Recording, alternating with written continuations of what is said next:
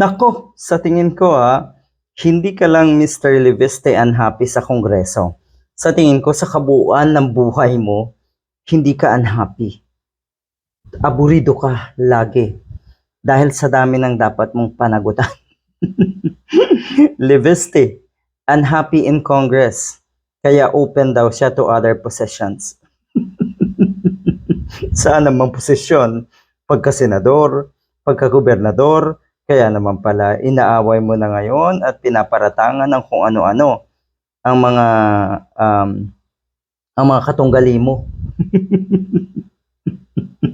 sa Batangas. Ang lala, no, yung ganitong klaseng laro ng isang walang hiya. Laro ng isang traidor, hindi marunong lumaban ng patas. Ayan, hindi ka talaga masaya diyan sa Kongreso dahil yung kawalang hiyaan nyo ay hindi umuobra dyan. Dahil yung paghahari-harian mo ay hindi rin uobra dyan. Dahil yung pagmamarunong mo, lalong hindi uobra dyan. Dahil akala mo may dunong ka na, kumpara naman doon sa magagaling na kongresista natin, naku, ang dami diyang magagaling. Hindi lang kasi sila pabida. Yung pabida mo, unang-una rin, ay hindi uobra dyan sa Kongreso. Kaya, gusto mo ng ibang posisyon. Saan naman? Dyan nga sa Kongreso, hindi ka umobra. Nako naman. Ayan. He is open daw to other political posts in 2028. Saying he feels sad with current system in Congress.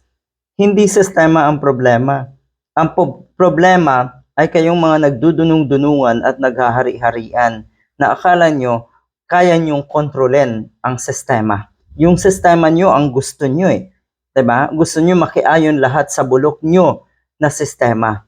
Ang totoo, yung sistema sa Congress, walang problema. Uulitin ko, kayo ang may problema na hindi kayang makisabay sa sistema, sa existing system ng Kongreso.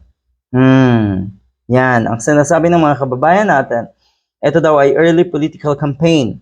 Vote buying na rin kasi madalas ay ibida netong si Liveste na kuno ay namimigay siya ng tulong, may foundation kuno siya. Ngayon naman ang kanyang ibinibida, he will give 1 million sacks of rice to families in Batangas.